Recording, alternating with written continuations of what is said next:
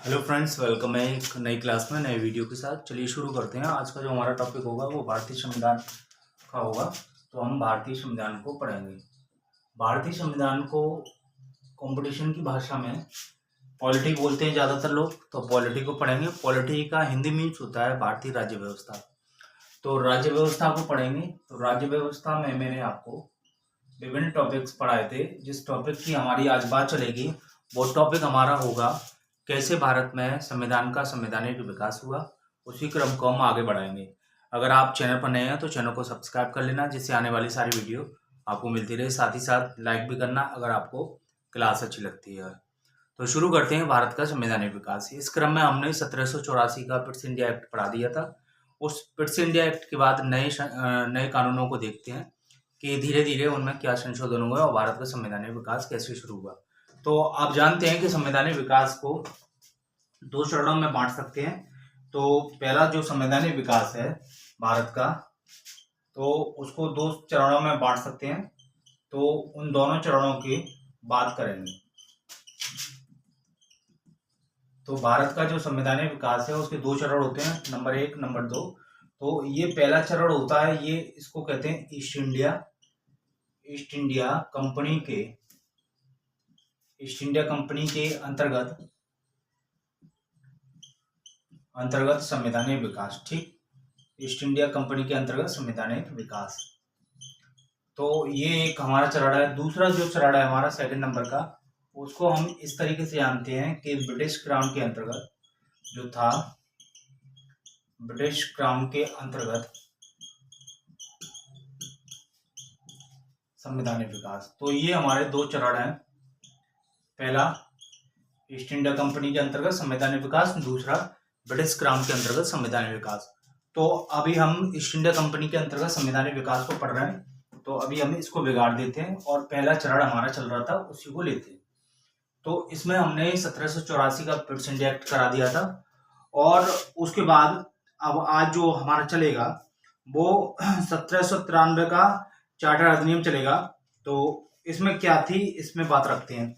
तो 1793 का चार्टर अधिनियम, तो 1793 का चार्टर अधिनियम था। इसमें क्या महत्वपूर्ण बात रखी थी उसकी बात करेंगे। तो ये वही क्रम था जब ईस्ट इंडिया कंपनी भारत में थी और शासन कर रही थी, विभिन्न राज्यों को अपने आधिपत्य में ले रही थी, अपने ईस्ट इंडिया कंपनी के साम्राज्य को विस्तार कर रही थी और उसमें लगातार बढ़ा रही थी वृद्धि करके, चाहे वो सैनिक शासन के माध्यम से हो या अन्य किसी माध्यम से या फिर व्यापारिक माध्यम से वो अपने कब्जे में विभिन्न चीजों को ले रही थी। तो उसी क्रम में 1793 का जो पिट्स इंडिया एक्ट का जो बाद का चार्टर अधिनियम है उसको देखते हैं। इसके द्वारा नियंत्रण बोर्ड के सदस्यों तथा कर्मचारियों को, इस जो अधिनियम ये था इसमें बहुत महत्वपूर्ण बात हुई थी कि इसके द्वारा ये बात रखी गई, इसके द्वारा जो कंपनी के कर्मचारी थे, कंपनी के कर्मचारियों को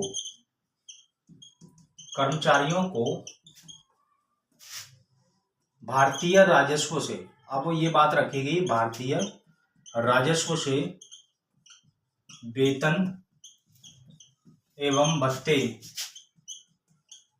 देने का प्रावधान किया गया। अब ये बोला गया कि जो है प्रावधान किया गया, अब ये बोला गया कि जो कंपनी के जो कर्मचारी हैं उनको जो वेतन और भत्ते वेतन दिया जाएगा वो भारतीय राजस्व से प्रदान किया जाएगा, ना कि ब्रिटेन के द्वारा जो पैसे आ रहे हैं उससे। तो यहीं का कमाओ और इन्हीं पैसों से उनको जो है वेतन दो और जो बचे फिर वापस वो इंग्लैंड ले जाओ, ब्रिटेन ले जाओ।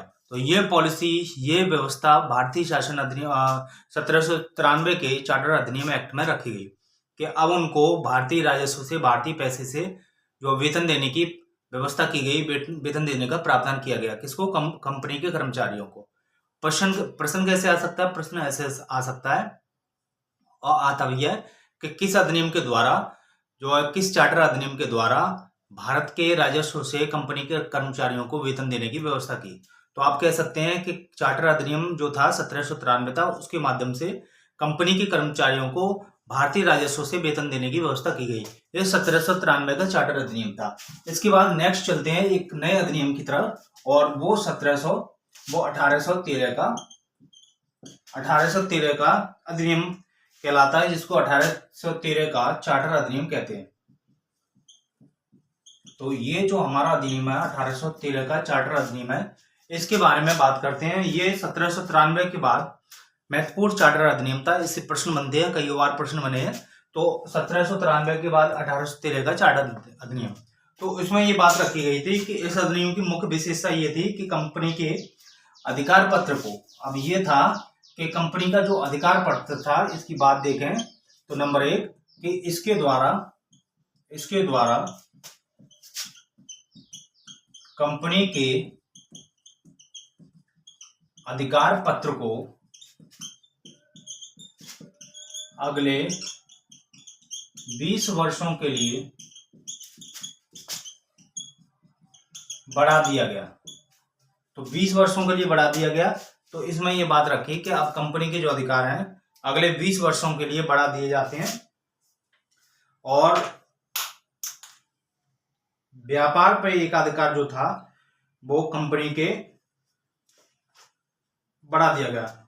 अब ये बात रखी गई कि इस अधिनियम के द्वारा कि कंपनी के भारत के जो साथ व्यापार करने का एकाधिकार था उसको छीन लिया गया।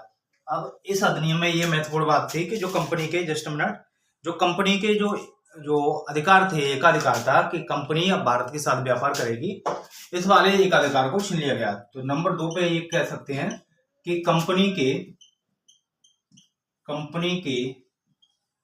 व्यापार एकाधिकार को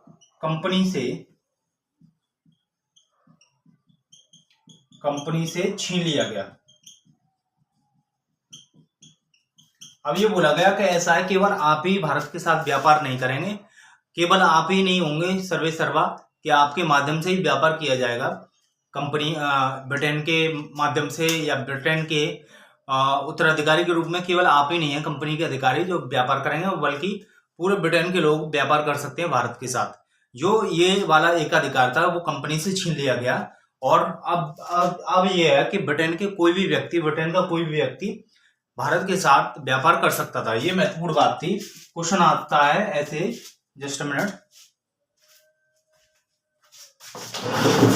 क्वेश्चन इस तरीके से आता है कि ठीक,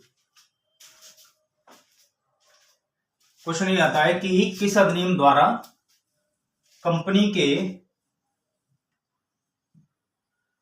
प्रश्न आता है कि किस अधिनियम द्वारा कंपनी के व्यापार एकाधिकार को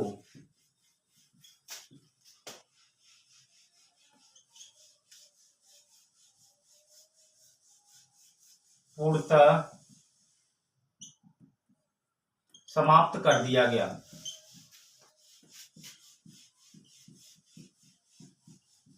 तो आप ये कहेंगे वो 1813 का अधिनियम था जिसमें कंपनी का जो व्यापार था वो एकाधिकार का वो पूर्णतः समाप्त कर दिया गया। और दूसरा प्रश्न आ सकता है कि नंबर 2 पे प्रश्न आ सकता है ऑब्जेक्टिव टाइप में, ये सारे ऑब्जेक्टिव टाइप के ही होंगे कि किस चार्टर अधिनियम ने कंपनी या ईस्ट इंडिया कह लो या ईस्ट इंडिया कंपनी के अधिकार को 20 वर्षों के लिए बढ़ा दिया। तो इसमें भी आप 1813 का चार्टर अधिनियम बताएंगे। तो ये दो महत्वपूर्ण बात थी इस अधिनियम में। लेकिन जो कंपनी के जो व्यापारिक एकाधिकार थे भारत के साथ वो तो छीन लिए गए थे, लेकिन इसमें थोड़े से एकाधिकार अभी भी बचे हुए थे। इसमें ये बात थी कि अब कंपनी को चीन के साथ व्यापार करने की वो इजाजत अभी भी मिली हुई थी। तो चीन के साथ क्वेश्चन आए, चीन के साथ एकाधिकार की जो बात थी वो कंपनी के पास अभी भी उसके पास राइट्स थे, अभी भी उसके पास अधिकार थे कि कंपनी क्या कर सकती थी, चीन के साथ वो अपना व्यापार कर सकती थी। तो चीन के साथ व्यापार करने के लिए एक अधिकार उसके पास थे। तो कह सकते हैं चीन के साथ एक अधिकार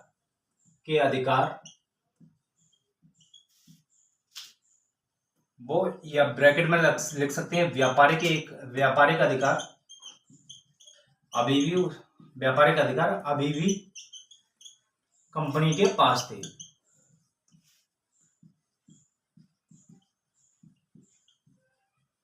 तो ये चीन के साथ व्यापार चलता रहा कंपनी का, और उसको जो है उसमें छेड़छाड़ नहीं की गई, उसमें किसी तरह के परिवर्तन नहीं किए गए नियमों में। लेकिन भारत के साथ जो व्यापारिक एक अधिकार थे कंपनी के, कि एकमात्र जो है कंपनी व्यापार कर सकती थी भारत से ब्रिटेन के द्वारा, वो एक अधिकार भारत से समाप्त कर दिए गए। ठीक। दूसरी बात ये थी कि इसमें और ये बात रखी थी कि चीन के साथ व्यापार एवं पूर्वी देशों के साथ चाय के व्यापार के संबंध में 20 वर्षों का एक अधिकार प्राप्त रहा। तो एक तो ये थी कि चीन के साथ और पूर्वी देशों के साथ चाय के व्यापार, तो चाय तो इंडिया में भी हो रहा था, तो ये नहीं कह सकते कि इंडिया में पूरी तरह से जो चाय के साथ व्यापार अभी भी बने रहे। व्यापार 20 वर्षों के लिए बने रहे, 20 वर्षों के लिए। तो चीन के साथ व्यापार और चाय के साथ व्यापार कंपनी का 20 वर्षों के लिए बना रहा। तो चीन के साथ एक अधिकार पूर्ण रूप से बना रहा कि व्यापार एक कंपनी है, कंपनी व्यापार करेगी एकमात्र। और चीन के साथ दूसरी बात, चाय के साथ कंपनी के व्यापारिक एक अधिकार बने रहे। कंपनी क्या कर सकती थी कि पूर्वी देशों के साथ, पूर्वी देश थाईलैंड, म्यांमार, बर्मा, तो म्यांमार और बर्मा वैसे एक ही है, तो थाईलैंड और मलेशिया और सिंगापुर ये पूर्वी देश थे जहां जहां कंपनी का शासन था, भारत भी उसमें आता था। तो इनके साथ चाय का व्यापार था वो कंपनी यथावत बना रहा, इसमें कोई छेड़छाड़, कोई चेंजिंग नहीं की, कोई परिवर्तन नहीं किया गया। ये इस अधिनियम की विशेषता थी। लेकिन भारत के साथ व्यापार के एक अधिकार थे वह समाप्त कर दिए गए कंपनी के।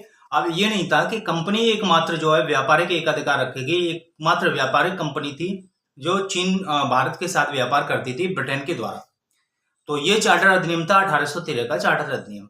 और भी दो चार इसमें बातें हुई थी, उसकी भी बात कर ले रहे हैं कि कुछ सीमाओं के अधीन सभी ब्रिटिश नागरिकों के लिए भारत के साथ व्यापार खोल दिए गए। तो ये मैंने बात करी है कि ब्रिटेन के नागरिक जो थे अब भारत के साथ व्यापार कर सकते थे। जब एक अधिकार ही समाप्त कर दिया गया तो अब ब्रिटेन के जो अन्य व्यापारी थे वो भारत के साथ कुछ सीमाओं में व्यापार कर सकते थे। ये मूल बात थी। तो उसके बाद ये था कि 1813 में एक और महत्वपूर्ण बात हुई थी कि 1813 में अब ईसाई जो मिशनरी थे, ईसाई पादरियों को या मिशनरी कह लो, मिशनरियों को भारत में आकर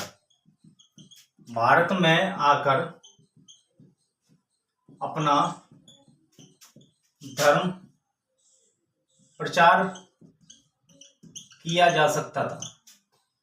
ये बात याद रखनी है कि अब जो 1813 के चार्टर अधिनियम में जो मूल बात ये भी थी कि अब ईसाई पादरियों को, ईसाई मिशनरियों को भारत में आकर अपना धार्मिक प्रचार प्रसार, धर्म के बारे में विशेषताएं बताने की आजादी या धार्मिक स्वतंत्रता के आधार पर कह सकते हैं, अब यहाँ पर उनको अपने विचार फैलाने के लिए अनुमति मिल गई। तो कह सकते हैं कि ईसाई मिशनरियों को आने की आज्ञा और धर्म के प्रचार प्रसार के लिए अनुमति 1813 के चार्टर अधिनियम में दी गई, जिसमें वो भारत में आकर अपना प्रचार प्रसार कर सकते थे।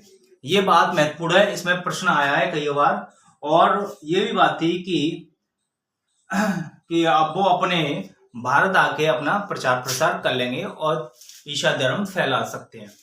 तो ये और महत्वपूर्ण इसमें बात थी। तो ये 1813 का चार्टर अधिनियम था, इसको आप याद रखने वाली बात है। अब चलते हैं नेक्स्ट अधिनियम की तरफ जो 1813 के बाद आया, जिसको 1833 का चार्टर अधिनियम कहते हैं। अब नेक्स्ट चलते हैं कि 1833 का चार्टर अधिनियम, 1833 का चार्टर अधिनियम की बात करते हैं। देखता हूं आपको देख रहा है कि नहीं। तो 1833 का चार्टर अधिनियम,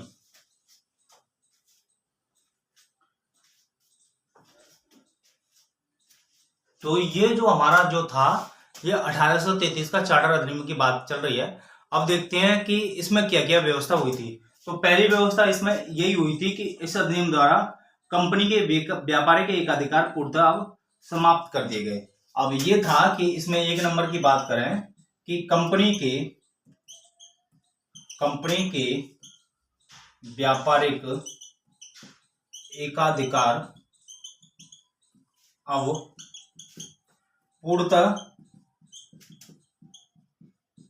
समाप्त कर दिए गए। ये वाली बात याद रखने वाली है कि 1833 के अंतर्गत अब कंपनी व्यापारिक कंपनी नहीं रही, अब पूरी तरह से उसके व्यापारिक कार्यों को समाप्त कर दिया गया। व्यापारिक एकाधिकार, चाहे वो चीन के साथ व्यापार हो, चाहे उसके भारत के साथ 20 वर्षों के लिए चाय का व्यापार हो, तो अब वो पूरी तरह से कंपनी को पूरी तरह से समाप्त कर दिया गया। व्यापारिक जो है उसके जो है राइट्स थे, एकाधिकार थे, वो अब खत्म कर दिए गए। तो मूल बात यह है कि अगर ये क्वेश्चन पूछा जाए कि किस अधिनियम के द्वारा कंपनी के व्यापारिक एकाधिकार पूर्णतः समाप्त कर दिए गए, तो पूर्णतः तो आप ये लगाएंगे 1833, और ये कह सकते हैं कि भारत के साथ व्यापारिक एकाधिकार पूर्णतः समाप्त कर दिए गए। व्यापारिक एकाधिकार, तो व्यापारिक एकाधिकार तो समाप्त कर दिए गए, पूर्णतः नहीं, व्यापारिक एकाधिकार छीन लिए गए। तो वो था 1813 का चार्टर अधिनियम। पूर्णतः समाप्त कर दिए गए वो है 1833 का। ठीक, ये वाली बात याद रखनी है। तो नंबर 2 की अगर बात करें, इसमें नंबर 2 की बात करें तो इसमें अब कंपनी का कार्य ब्रिटिश सरकार की ओर से भारत में मात्र शासन करना रह गया। जब व्यापार के एकाधिकार छीन लिए गए तो अब कंपनी क्या कार्य करेगी? तो कंपनी ये कार्य करेगी कि भारत में अब वह शासन करेगी। तो ये कह सकते हैं कि अब कंपनी ब्रिटेन की ओर से केवल शासन करेगी। ये बात रखी गई कि अब वो जो कंपनी है, अब व्यापारिक एकाधिकार जो व्यापारिक कंपनी के रूप में पंजीकृत हुई थी, रजिस्टर्ड हुई थी, जिसने व्यापार किया था भारत में और उसने रियासतें भी कब्जे में करी थी, अब वो कंपनी पूरी तरह से समाप्त होकर अब एकमात्र एक शासन जो है, शासन वाली कंपनी रह गई, शासन करेगी, एकमात्र व्यापारिक अधिकार उससे छीन लिए गए। अब वो शासन पद्धति को अपना लिया गया कंपनी के द्वारा और अब शासन चलाया जा रहा है 1833 का चार्टर अधिनियम। ये महत्वपूर्ण बात थी। जो व्यापारिक कंपनी थी अब धीरे धीरे वो किस में कन्वर्ट हो गई? चार्टर अधिनियम एक्ट के द्वारा। अब वो पूरी तरह से शासन जो है, शासन कंपनी में वो चेंजिंग हो गई। शासन अब शासन करने वाली कंपनी बन गई। कंपनी थी लेकिन वो शासन करने वाली कंपनी बन गई, जो ब्रिटेन के द्वारा अब शासन करेगी, उसको ये अथॉरिटी प्राप्त हुई।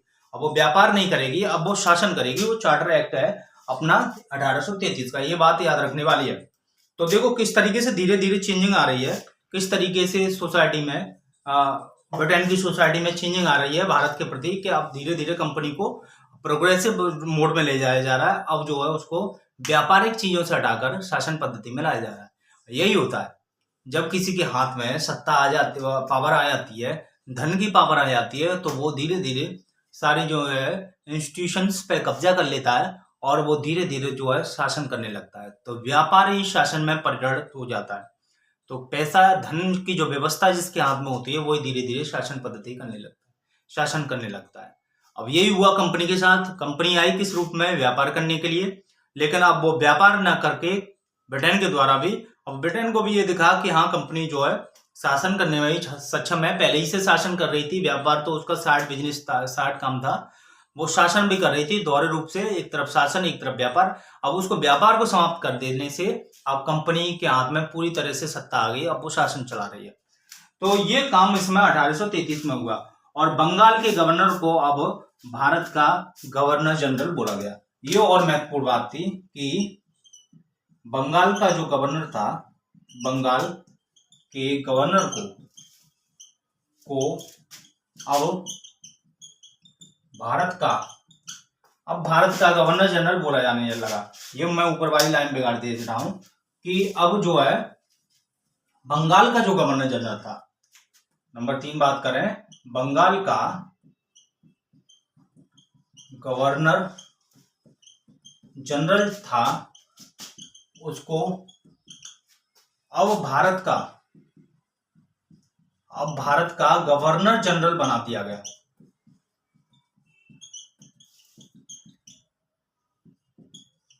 ये बात और बहुत ज्यादा महत्वपूर्ण हो जाती है 1833 के चार्टर अधिनियम में कि अब जो बंगाल का गवर्नर था, क्वेश्चन आता है किस अधिनियम के द्वारा बंगाल के गवर्नर को भारत का गवर्नर जनरल घोषित किया गया। तो घोषित किया गया तो वो भारत का गवर्नर जनरल 1833 का चार्टर अधिनियम था। कारण क्या था? कंपनी जो थी, जो कंपनी व्यापारिक कंपनी थी, उसको व्यापार छीन लिए गए। 1833 में पूर्ण रूप से उसके एकाधिकार समाप्त कर दिए गए। उसके बाद 1833 में ही, और उससे पहले 1813 में उससे भारत में एकाधिकार छीन लिए गए। 33 में पूर्णतः समाप्त कर दिया गया, और 33 में ही अब उससे ये कह दिया गया कि आप एक काम करो, व्यापार मत करो, अब आप शासन करो। आप शासन करोगे तो शासन करने के लिए आपको क्या है, पावर दी जाएगी। तो अब बंगाल का जो गवर्नर था, बंगाल तक सीमित था, अब वो पूरे भारत का गवर्नर जनरल घोषित कर दिया गया। ये बहुत महत्वपूर्ण बात है कि बंगाल के गवर्नर को भारत का गवर्नर जनरल घोषित कर दिया गया, और सारी शक्ति बंबई तथा मद्रास की परिषदों की जो विधि निर्माण की शक्ति को वापस ले लिया गया। और ये बोल दिया गया कि जो मद्रास और बंबई को जो शक्ति दी गई थी कानून बनाने की, तो यहाँ 4 नंबर पे कह सकते हैं, और मद्रास और बंबई को विधि बनाने की शक्ति पुनः वापस कर ली गई।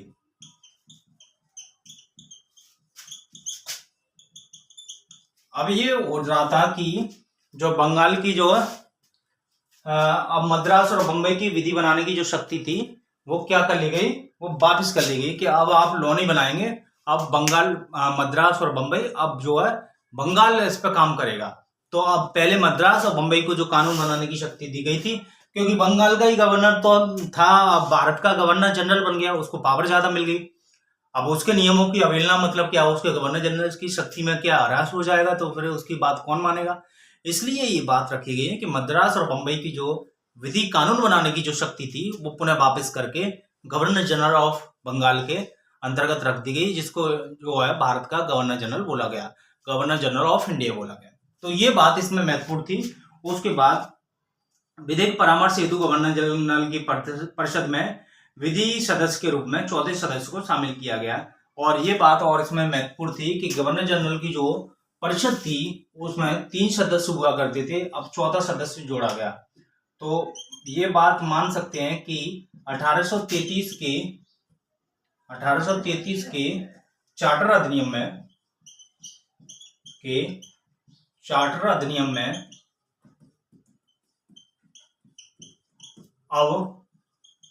अब चौथे सदस्य के रूप में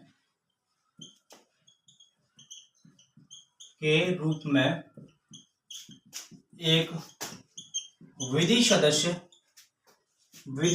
को जोड़ा गया।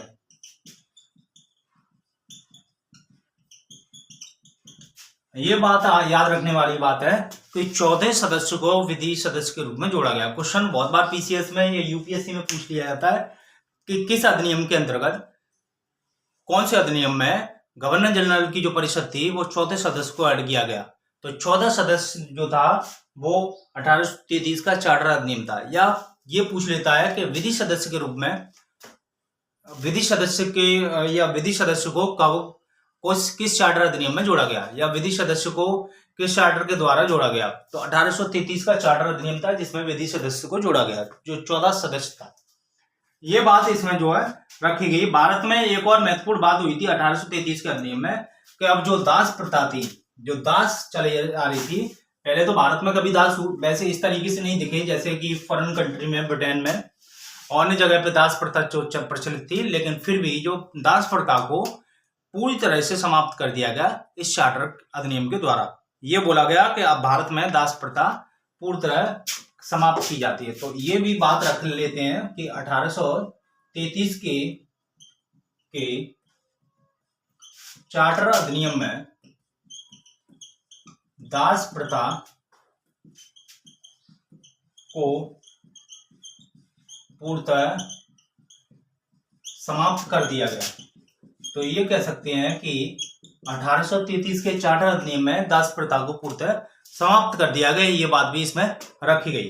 तो अब जब दास प्रथा इसमें समाप्त हो जाती है तो और या विधि विरुद्ध खत्म कर दिया गया या उसका उन्मूलन कर दिया गया या कानून विरुद्ध कर दिया गया, ये कैसे भी क्वेश्चन आपका आ सकता है। तो आपसे पूछ ले कि दास प्रथा को किस अधिनियम के द्वारा अवैधानिक घोषित किया गया, तो आप कह सकते हैं 1833 का अधिनियम। ऐसे भी आ सकता है कि दास प्रथा को किस अधिनियम द्वारा अवैधानिक घोषित किया गया, तो आप कहेंगे कि वो 1833 का चार्टर अधिनियम ही था। ठीक है, ये इतनी सारी बातें 1833 का भी चार्टर अधिनियम में चल रही है। तो अभी और बात चलेगी, और 1833 के चार्टर अधिनियम में बहुत महत्वपूर्ण बात थी। आप इसको जो लगातार इसको देखते रहिए, और आप इसको जो है वीडियो अगर पसंद आए तो वीडियो को लाइक करें, चैनल को सब्सक्राइब कर लें इसी समय, और बेल आइकन को प्रेस करें जिससे आने वाली सारी वीडियो आपको मिलती रहे। ठीक, तो ये 1833 की चार्टर अधिनियम की विशेषता थी। अब क्या हुआ था कि 1843 में देखो 33 में इसको जो है दास प्रथा को समाप्त किया गया या विधि विरुद्ध घोषित किया गया, और पूर्णतः समाप्त की बात आए थोड़ी सी, तो पूर्णतः समाप्त 1843 में हुई। पूर्णतः समाप्त अगर दास प्रथा को करें तो 1843 में, लेकिन अगर विधि विरुद्ध दास प्रथा को विधि विरुद्ध घोषित किया गया तो वो 1833 के चार्टर अधिनियम में। ठीक है, ये बात थोड़ी सी टेक्निकल बात है कि आपको ये समझना है कि 1833 के जो एक्ट था उसमें दास प्रथा को जो है अवैधानिक घोषित किया गया। समाप्त करने की बात आगे, पूरी तरह से समाप्त करने की बात 1843 में, ये मैंने बता दी। तो पूरी तरह से भारत में दास प्रथा जो समाप्त हो जाती है, उन्मूलन हो जाता है, तो 1843 में उसका उन्मूलन हो जाता है। लेकिन विधि विरुद्ध घोषित किया गया तो वो 1833 में पूरी तरह से समाप्त हो गई दास प्रथा। तो क्वेश्चन आए, दास प्रथा जो है, दास प्रथा पूर्णतः समाप्त कब हो जाती है, तो 1843 में समाप्त हो जाती है। अब दास नहीं रहेंगे, जिसको गुलाम कह सकते हैं आप। ठीक है, अन्य देशों में तो वो जो दास थे, बिना उसके बेसिस के, बिना वेतन के, ना उन्हें स्वतंत्रता थी, ना समानता थी, ना कोई कार्य करने की आजादी थी, वो उस तरह के लोगों को जिसको कार्य कराया जाता था, जिसमें जिनको बेचा और खरीदा जाता था, वो सारे सिस्टम आप पूरी तरह से समाप्त कर दिया गया 1843 में।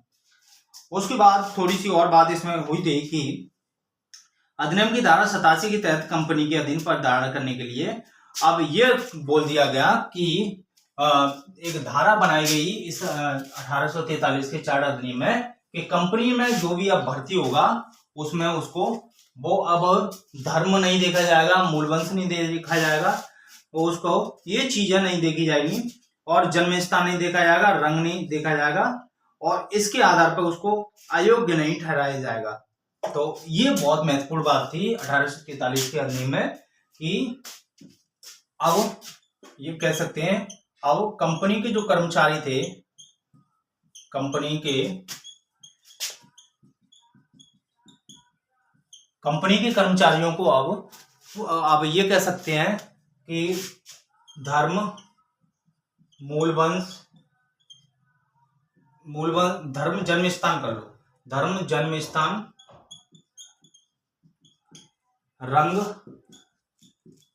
इसके आधार पर, रंग के आधार पर अयोग्य नहीं ठहराया जाएगा।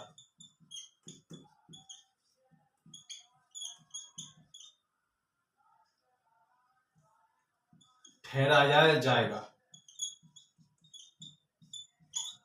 ये बात जो है इसमें रखी गई कि अब जो है, अब जो कंपनी के जो कर्मचारी हैं, जो किसी भी मूल वंश के हैं, धर्म के हैं, तो किसी का धर्म जो है हिंदू है, ईसाई है, मुस्लिम है, बौद्ध है, जैन है, इनको जो है अब इसके आधार पर उनको उसको अयोग्य नहीं ठहरा सकते। रंग उसका सांवला है, काला है, गोरा है, उसके आधार पर उसको अयोग्य नहीं ठहराया जाएगा कि इसको जो है निकाल दो। ये 1833 का चार्टर अधिनियम था पहली बार।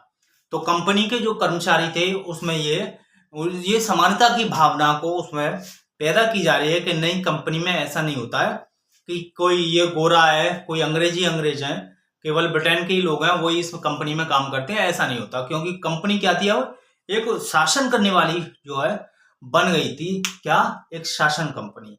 अब शासन कंपनी में अब भाई अगर ऐसा रखेंगे कि काले लोग हैं या फिर किसी अन्य धर्म के लोग हैं तो डिस्क्रिमिनेशन हो जाएगा और एक क्रांति की विचारधारा उत्पन्न हो जाएगी। कंपनी जो कार्य शासन कर रही है वो निजी लोगों, एक निश्चित लोगों के द्वारा की जा रही है और उसमें जन्म स्थान, मूल वंश और रंग के आधार पर विभेद किया जा रहा है, तो वो शासन ज्यादा दिन नहीं चल पाएगा। तो इसलिए इसमें ये व्यवस्था की गई कि जो कंपनी के जो कर्मचारी थे अब इसमें जो जॉब करेंगे, नौकरी करेंगे, तो उसमें किसी प्रकार का भेदभाव नहीं होगा। ये 1833 के अधिनियम में ये बात रखी गई। और भी बात थी 1833 के अधिनियम में, वो और जल्दी से देख ले रहे हैं कि अब इसमें ये रखा गया था गवर्नर जनरल की परिषद के जो राजस्व के संबंध में पूर्ण अधिकार अब गवर्नर जनरल को ही प्राप्त हो गए और अब बजट तैयार करने का भी उसको अधिकार मिल गया। अब जो गवर्नर जनरल की जो परिषद थी, तो ये कह सकते हैं कि गवर्नर जनरल की जो परिषद थी अब उसको बजट तैयार करने की ताकत मिल गई, शक्ति प्राप्त हो गई। तो ये कह सकते हैं कि 1833 के चार्टर अधिनियम में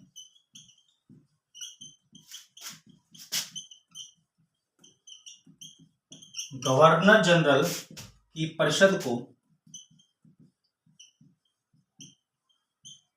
अब बजट तैयार करने की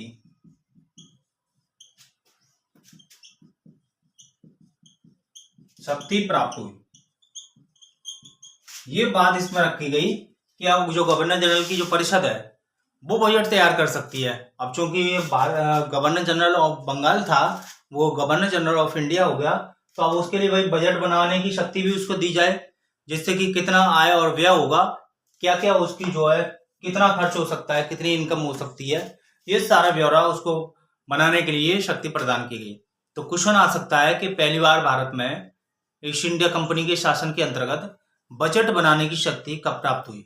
तो आप कह सकते हैं कि 1833 का चार्टर अधिनियम जो था उसमें गवर्नर जनरल की परिषद को बजट बनाने की शक्ति प्राप्त हो गई। ठीक, तो और राजस्व शक्ति भी प्राप्त हो गई, ऐसा भी आप कह सकते हैं।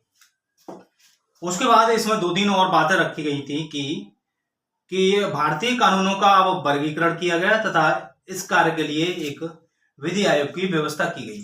तो अब ये बहुत महत्वपूर्ण बात थी कि 1833 के अधिनियम में अब एक काम करो कि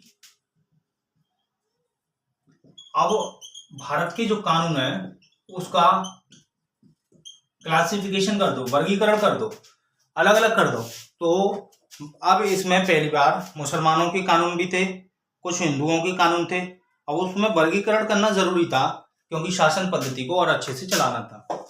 तो अब इसमें कह सकते हैं इस अधिनियम के द्वारा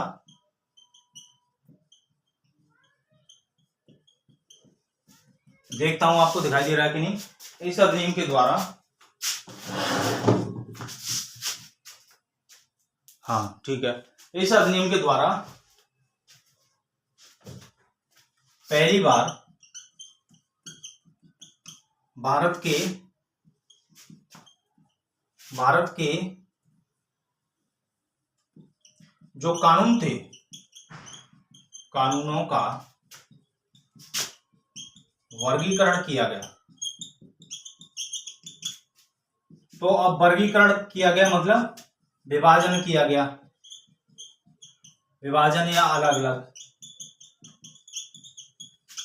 ये अलग अलग काम करने के लिए एक विधि आयोग जो बनाया गया था, वो विधि सदस्य जोड़ा गया था, उसका यही काम था कि आप ये काम करो, कानून जो सदस्य बनाए हो वो आपका ये काम है कि आप कानूनों में क्या करो, अलग अलग करो, सेपरेशन करो।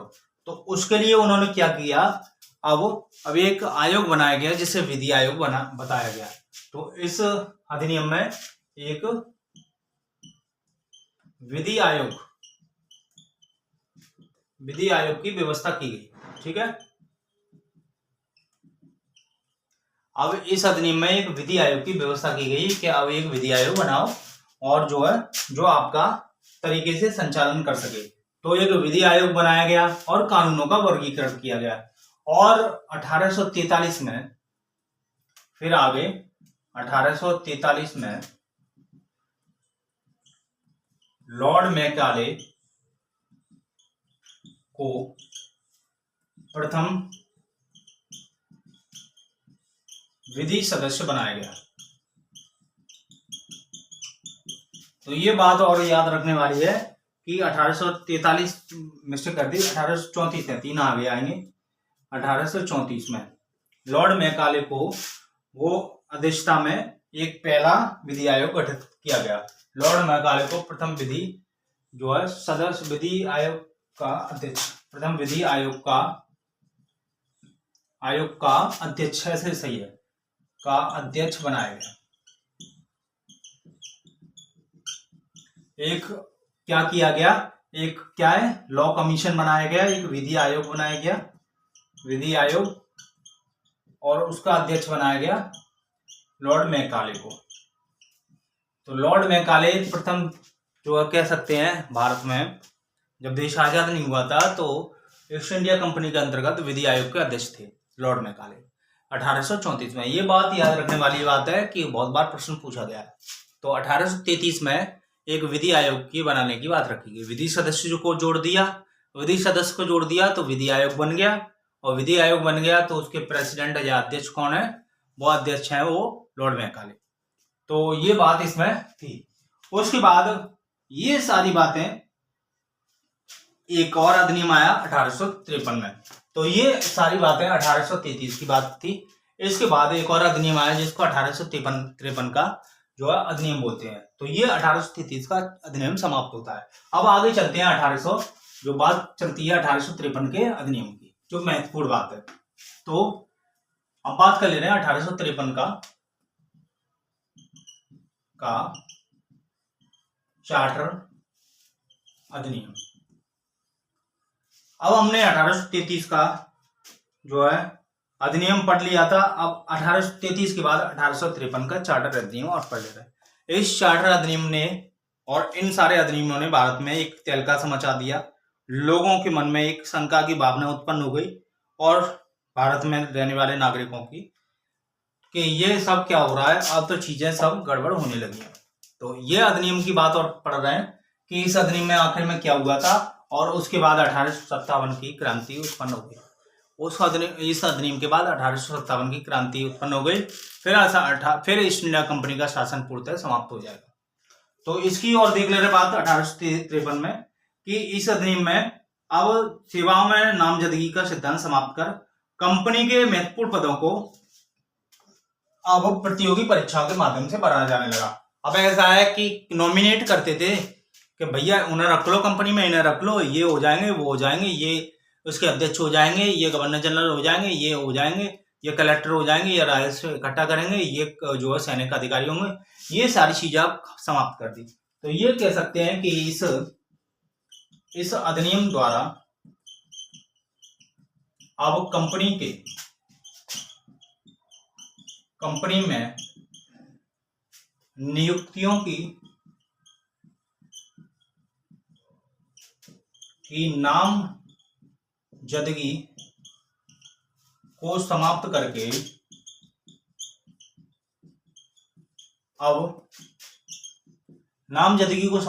अब प्रतियोगी परीक्षाओं के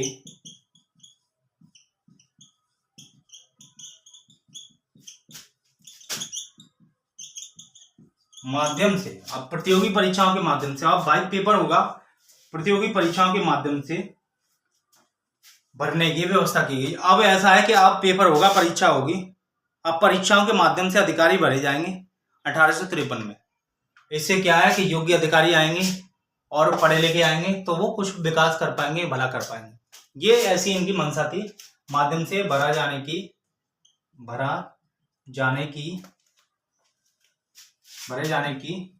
व्यवस्था की। ये बात इसमें रखी गई। कब ऐसा है कि जो कर्मचारी हैं कंपनी के, उनको एक काम करो कि अब उनको जो भरा जाएगा, जो पद भरा जाएगा, वो अब प्रतियोगी परीक्षाओं के माध्यम से भरा जाएगा, ना कि आपको वैसे भरा जाएगा जिस तरीके से पहले चल रहा था कि भाई इसको ये बना दीजिए, इनको ये बना दीजिए, इनको ये वाला पद मिल गया। तो अब ये व्यवस्था जो है समाप्त कर दी गई और प्रतियोगी परीक्षाओं के माध्यम से अब वैकेंसी को भरने का प्रावधान किया गया। पहली व्यवस्था ये थी। इसके लिए 1854 में एक मैकाले समिति बनाई गई। तो अब ये है कि इसी के लिए 1854 में एक मैकाले समिति बनाई गई और जिन्होंने ये बात बोली इसी बात के लिए। तो अब पूछ लेता है कि मैकाले समिति कब बनी, तो आप कह सकते हैं कि 1854 में मैकाले समिति बनी। तो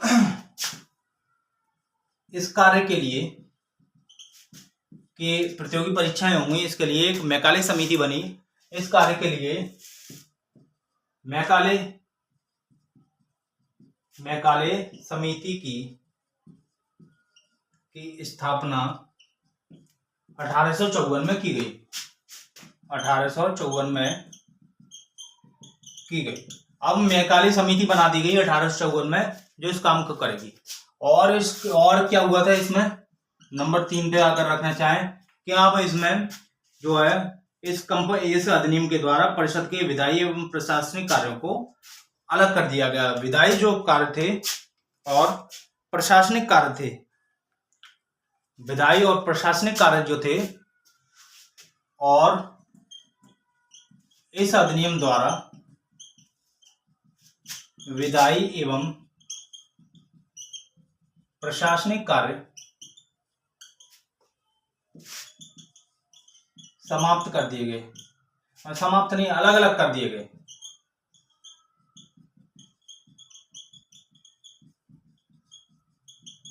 ये बात याद रखने वाली बात है कि विधायी एवं प्रशासनिक कार्य अब अलग अलग कर दिए गए इस अधिनियम के द्वारा। किसके द्वारा? 1853 के चार्टर अधिनियम के द्वारा। गवर्नर जनरल की परिषद के विधायी एवं प्रशासनिक कार्य अलग कर दिए गए और इसके तहत परिषद में 6 नए पार्षदों को जोड़ा गया जिन्हें विधान पार्षद कहा गया, और 6 नए सदस्य जोड़ दिए गए और जिन्हें विधान पार्षद कहा गया। क्योंकि अब जो है विधायी एवं प्रशासनिक कार्यों को अलग करना है। जब अलग करना है तो ज्यादा सदस्यों की जरूरत पड़ेगी और ज्यादा सदस्यों के लिए जरूरत के लिए क्या करो कि सदस्यों को जोड़ दो। तो 6 नए सदस्यों को जोड़ा गया। क्वेश्चन आ सकता है कि विधान परिषद के 6 नए सदस्य कब जुड़े? तो इस अधिनियम में गवर्नर जनरल की जो परिषद थी उसमें 6 नए सदस्य जोड़े गए जिन्हें जिन्हें पार्षद बोला गया और जिन्हें विधान परिषद बोला गया। ठीक है, तो नए पार्षद जोड़े गए जिन्हें विधान पार्षद बोला गया। 6 नए पार्षद जोड़े गए जिन्हें विधान पार्षद बोला गया। ठीक, तो 6 नए मेंबर्स जोड़ दिए गए गवर्नर जनरल की परिषद में, तो उन्हें पार्षद बोला गया और जो पार्षद जोड़े गए और बोला क्या गया, उन्हें विधान पार्षद बोला गया। यानी विधानसभा बनने की प्रक्रिया शुरू हो गई। तो प्रशासनिक और विधायी कार्यों को अलग अलग कर दिया गया। अब कानून बनाने की प्रक्रिया भी अलग अलग हो गई। अब जो है सारी चीजें अब धीरे धीरे बदलने लगी। ये 1853 का चार्टर अधिनियम था। ये 1853 का जो चार्टर अधिनियम यहाँ तक चला, यहीं तक ईस्ट इंडिया कंपनी के अंतर्गत संवैधानिक विकास कहते हैं। तो आज जो है यहाँ तक इसको बोलेंगे ईस्ट इंडिया कंपनी का